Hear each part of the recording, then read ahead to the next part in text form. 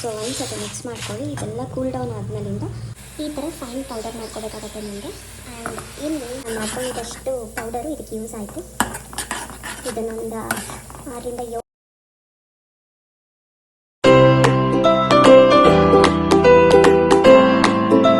Hi guys, welcome back to my new blog. So guys ಎಲ್ಲ ಹೇಗಿದ್ದೀರಾ? ಎಲ್ಲ ಚೆನ್ನಾಗಿದ್ದೀರಾ ಅಂದ್ಕೊಂಡಿದ್ದೀನಿ. ನಾನು ಸೂಪರ್ ಆಗಿದ್ದೀನಿ. ಆ್ಯಂಡ್ ಎಸ್, ಈ ಬ್ಲಾಗಲ್ಲಿ ಒಂದು ರೆಸಿಪಿ ಶೇರ್ ಮಾಡ್ತಾ ಇದ್ದೀನಿ. ಒಂದು authentic temple style Melkote puliyogare ಹೇಗೆ ಮಾಡೋದು ಅಂತ ತೋರಿಸ್ತಿದ್ದೀನಿ. ಪ್ಲೀಸ್ ಗೈಸ್ ಚೆಕ್ಔಟ್, ತುಂಬ ಚೆನ್ನಾಗಿ ಬರುತ್ತೆ ರೆಸಿಪಿ. ಆ್ಯಂಡ್ ನೀವು ಟ್ರೈ ಮಾಡಿ. Let's begin.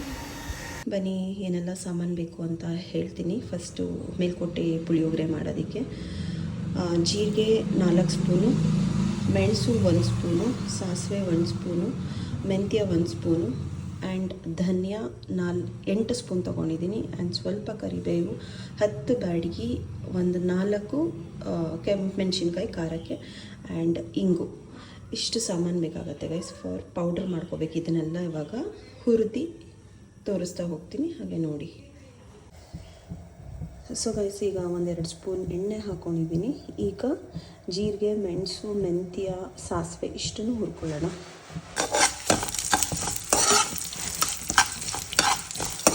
ಎಲ್ಲ ಐಟಮ್ಸು ಗೈಸ್ ಸ್ವಲ್ಪ ಸ್ಮೆಲ್ ಬರೋ ತನಕ ಹುರ್ಕೋಬೇಕಾಗತ್ತೆ. ಯಾಕಂದರೆ ಮೇಲ್ಕೋಟೆ ಪುಳಿಯೋಗರೆಗೆ ಇದೇ ಮೇನ್ ಪೌಡರ್ ಇಂಗ್ರೀಡಿಯೆಂಟ್ಸು, ಅದಕ್ಕೋಸ್ಕರ ಸೀಸ್ಬೇಡಿ.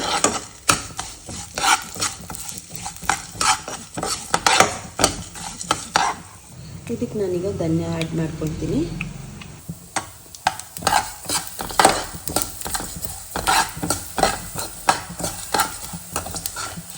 ಇಷ್ಟೇ ಒಂದು 3 ಮಿನಿಟ್ಸ್ ಅಷ್ಟು ಫ್ರೈ ಮಾಡ್ಕೊಂಡು ಸಾಕು.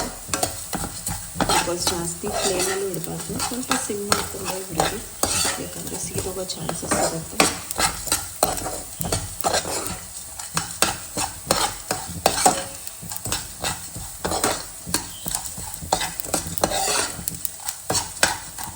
ಈಗ ನಾನು ಇದಕ್ಕೆ ಕೆಂಪು ಮೆಣಸಿನ್ಕಾಯಿ ಮತ್ತು ಕರಿಬೇವು ಹಾಕ್ಕೊಳ್ತೀನಿ.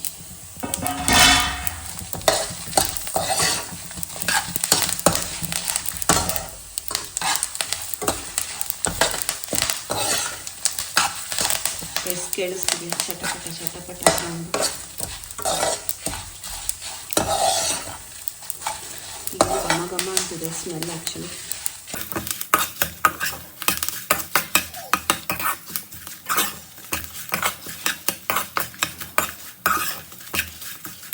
ಸೊ ಇದಾಗಿದೆ ಗೈಸ್, ನಾನೀಗ ಸ್ಟವ್ ಆಫ್ ಮಾಡ್ಕೊಳ್ತೀನಿ.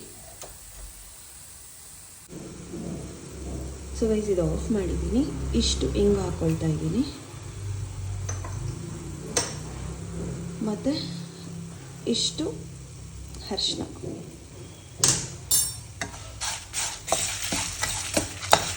ಸೊ ಒಂದು ಸತಿ ಮಿಕ್ಸ್ ಮಾಡ್ಕೊಳ್ಳಿ. ಇದೆಲ್ಲ ಕೂಲ್ ಡೌನ್ ಆದಮೇಲಿಂದ ಪೌಡರ್ ಮಾಡ್ಕೊಳ್ಳೋದು, ನುಣ್ಣಗೆ ಪೌಡರ್ ಮಾಡ್ಕೊಳ್ಳಿ. ಸೊ ಗೈಸ್, ಸೇಮ್ ಪ್ಯಾನ್ಗೆ ಅದನ್ನು ಕೂಲ್ ಆಗೋಕ್ಕೆ ಇಟ್ಟಿದ್ದೀನಿ. ಈಗ ಸ್ವಲ್ಪ ಒಗ್ಗರಣೆ ಮಾಡ್ಕೊಳ್ಳೋಣ.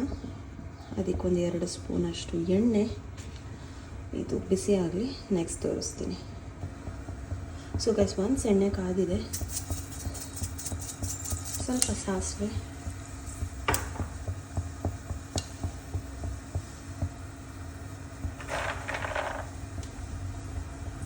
ಆ್ಯಂಡ್ ಕಡಲೆ ಬೀಜ,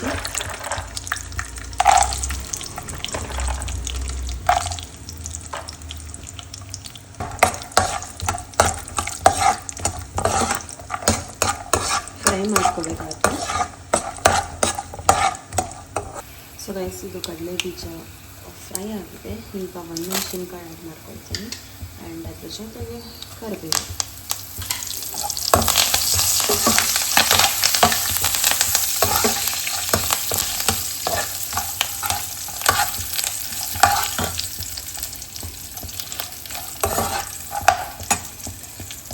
ಇದಕ್ಕೆ ಸ್ವಲ್ಪ ಕೊಬ್ಬರಿ.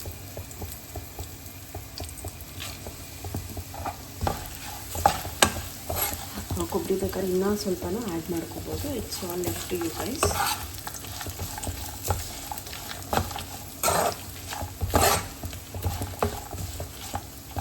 ಸೊ ಒಗ್ಗರಣೆ ರೆಡಿಯಾಗಿದೆ. ನೆಕ್ಸ್ಟ್ ಗೊಜ್ಜು ಮಾಡ್ಕೊಳ್ಳೋದು ತೋರಿಸ್ತೀನಿ ಹೇಗೆ ಅಂತ. ಸೊ ಗೈಸ್, ಇನ್ನೊಂದು ಬಾಣಲಿ ತೊಗೊಂಡು ಇದಕ್ಕೆ ನಾನು ಹುಣಸೆ ರಸನ ಹಾಕಿದ್ದೀನಿ. ಒಂದು ಬಾಲ್ ಸೈಜಷ್ಟು ಹುಣಸೆನ ನೆನೆಸಿಟ್ಟು ಅದರದ್ದು ವಾಟರ್ ಹಾಕಿದ್ದೀನಿ. ಇದು ಕುದಿಯೋಕ್ಕೆ ಸ್ಟಾರ್ಟ್ ಆದಮೇಲೆ ಬೆಲ್ಲ ಹಾಕೋಬೇಕಾಗತ್ತೆ, ತೋರಿಸ್ತೀನಿ. ಸೊ ಗೈಸ್, ಇದು ಹುಣಸೆ ರಸ ಕುದಿಯೋಕ್ಕೆ ಸ್ಟಾರ್ಟ್ ಆಗ್ತಿದೆ. ಸ್ವಲ್ಪ ಉಪ್ಪು ಹಾಕ್ಕೊಳ್ತಿದ್ದೀನಿ ಆ್ಯಂಡ್ ಬೆಲ್ಲ. ಆ ಸ್ವೀಟ್ನೆಸ್ ಕೊಡುತ್ತೆ ಪುಳಿಯೋಗರೆಗೆ, ಸೊ ಚೆನ್ನಾಗಿರುತ್ತೆ ಟೇಸ್ಟು. ಬೆಲ್ಲ ಕರಗಲಿದೆ, ಸ್ವಲ್ಪ ಹುಣಸೆ ರಸ ತಿಕ್ನೆಸ್ ಬರಲಿ, ಅಲ್ಲಿ ತನಕನೂ ಇದು ಕುದಿಬೇಕಾಗತ್ತೆ. ಈ ಥರ ಫೈನ್ ಪೌಡರ್ ಮಾಡ್ಕೋಬೇಕಾಗತ್ತೆ ನಿಮಗೆ. ಆ್ಯಂಡ್ ಇಲ್ಲಿ ಆಲ್ರೆಡಿ ಹುಣಸೆಹಣ್ಣು ಚೆನ್ನಾಗಿ ಕುದ್ದಿ ಸ್ವಲ್ಪ ಕಮ್ಮಿ ಆಗಿದೆ. ಸೊ ದಟ್ ಅದು ರಾಸ್ ಮೇಲೆ ಹೋಗ್ಬೇಕು ಹುಣಸೆ ಹುಳಿದು. ಇದಕ್ಕೆ ನಿಮಗೆ ಒಂದು 4 ಸ್ಪೂನ್ ಆದರೆ ಸಾಕಾಗುತ್ತೆ ಅನಿಸುತ್ತೆ. 4 to 5 ಸ್ಪೂನು ಪೌಡರ್ ಹಾಕಬೇಕು. ಮೇಲ್ಕೋಟೆ ಪುಳಿಯೋಗರೆಗೆ ಇದೇ ಒಂಥರ ಗೇಮ್ ಚೇಂಜರ್. ಇದರಿಂದನೇ ನಿಮಗೆ ಆ ಟೇಸ್ಟ್ ಬರೋದು ಟೆಂಪಲ್ ಸ್ಟೈಲು. ಸೊ ಈಗ ನಾನು ಇದಕ್ಕೆ ಆ್ಯಡ್ ಮಾಡ್ಕೊಳ್ತೀನಿ ಪೌಡರ್ನ. ಸೊ ನೋಡಿ ಗೈಸ್, ಈ ಥರ ಬರುತ್ತೆ ಪೌಡರ್ ಹಾಕಿದ್ಮೇಲೆ. ಸೊ ನಾನು ಮಾಡ್ಕೊಂಡಿದ್ದಷ್ಟು ಪೌಡರು ಇದಕ್ಕೆ ಯೂಸ್ ಆಯಿತು. ಇದನ್ನೊಂದು 6 to 7 ನಿಮಿಷ ಸ್ವಲ್ಪ ಕುದಿಯಾಗ್ಬಿಟ್ರೆ ಸೊ ಗೊಜ್ಜು ರೆಡಿ ಆಗುತ್ತೆ. ಆ್ಯಂಡ್ ಮಾಡಿರೋ ಒಗ್ಗರಣೆನ ಮಿಕ್ಸ್ ಮಾಡ್ಕೋಬೋದು. ಇಲ್ಲ ನಮಗೆ ಶೇಂಗಾ ಬೀಜ ಕ್ರಿಸ್ಪಿ ಬೇಕು ಅಂದರೆ ಅನ್ನಕ್ಕೆ ಮಿಕ್ಸ್ ಮಾಡಿಬಿಟ್ಟು ಒಗ್ಗರಣೆ ಮಿಕ್ಸ್ ಮಾಡಿಕೊಂಡ್ರೆ ಚೆನ್ನಾಗಿರುತ್ತೆ.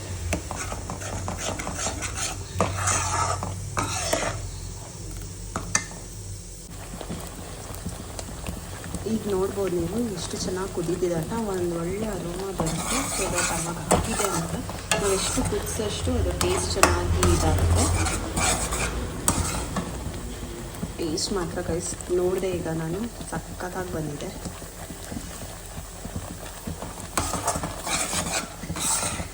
ಈಗ ನಾನು ಸ್ಟವ್ ಆಫ್ ಮಾಡ್ತೀನಿ. ಈ ಗೊಜ್ಜನ್ನ ಹಾಗೆ ಫ್ರಿಜ್ಜಲ್ಲಿ ಎತ್ತಿಟ್ಕೋಬೋದು, ಬೇಕಾದಾಗ ಒಗ್ಗರಣೆ ಮಿಕ್ಸ್ ಮಾಡ್ಕೋಬೋದು. So it's all up to you guys, ಹೇಗೆ ಬೇಕೋ ಹಾಗೆ ಮಾಡ್ಕೊಳ್ಳಿ. ನಾನು ನಮ್ಮನೆಗೆ ಸ್ವಲ್ಪನೇ ಸಾಕಾಗಿತ್ತು, ಫ್ರೆಶಾಗಿ ಮಾಡ್ಕೊಳ್ಳೋಣ ಅಂತ ನಾನು ಇಷ್ಟೇ ಮಾಡಿದ್ದು. ಇನ್ನೂ ಜಾಸ್ತಿ ಬೇಕು ಅಂದರೆ ಪೌಡರ್ ನಾನು ತೋರಿಸಿದ್ದ ಕ್ವಾಂಟಿಟಿಗೆ ಇನ್ನೂ 2 ಸ್ಪೂನ್ ಎಕ್ಸ್ಟ್ರಾ ಮಾಡ್ಕೊಳ್ಳಿ. ಸೊ ದಟ್ ನಿಮಗೆ ಅದು ಪೌಡರ್ ಜಾಸ್ತಿನೇ ಸಿಗುತ್ತೆ. ಸೊ ಇಲ್ಲಿ ಮಾಡ್ಕೊಂಡಿರೋ ಒಗ್ಗರಣೆ ಮತ್ತು ಗೊಜ್ಜಿಗೆ ಮಿಕ್ಸ್ ಮಾಡ್ಕೊಳ್ತೀನಿ.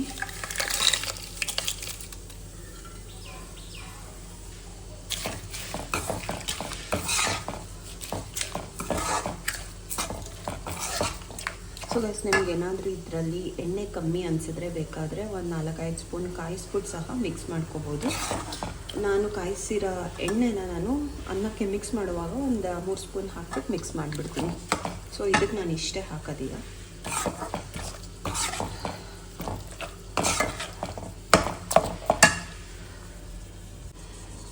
ಸೊ ನೋಡಿದ್ರಲ್ಲ, ದೇವಸ್ಥಾನ ಸ್ಟೈಲ್ ಮೇಲ್ಕೋಟೆ ಪುಳಿಯೋಗರೆ ಹೇಗಾಯಿತು ಅಂತ. ತುಂಬಾ ಚೆನ್ನಾಗಿರುತ್ತೆ ಗೈಸ್, ರುಚಿ ಮಾತ್ರ. ಇದು ನನಗೊಂದು 2 ಟೈಮ್ಸ್ಗೆ ಬರುತ್ತೆ ಗೊಜ್ಜು, ಯಾಕಂದರೆ ನಾವಿರೋದೇ 4 ಜನ ಮನೆಯಲ್ಲಿ. ಹಾಗಾಗಿ ನಾನು ಇದನ್ನು 2 ಟೈಮ್ಸ್ ಯೂಸ್ ಮಾಡ್ಕೋಬೋದು. ಆ್ಯಂಡ್ ಆಲ್ಸೋ ಅನ್ನ ಕಲಿಸುವಾಗ ಕೊತ್ತಂಬರಿ ಸೊಪ್ಪು ಸಹ ಆ್ಯಡ್ ಮಾಡ್ಕೊಳ್ಳಿ. ಸೊ ಗ್ರೀನ್ ಆಗಿರುತ್ತೆ.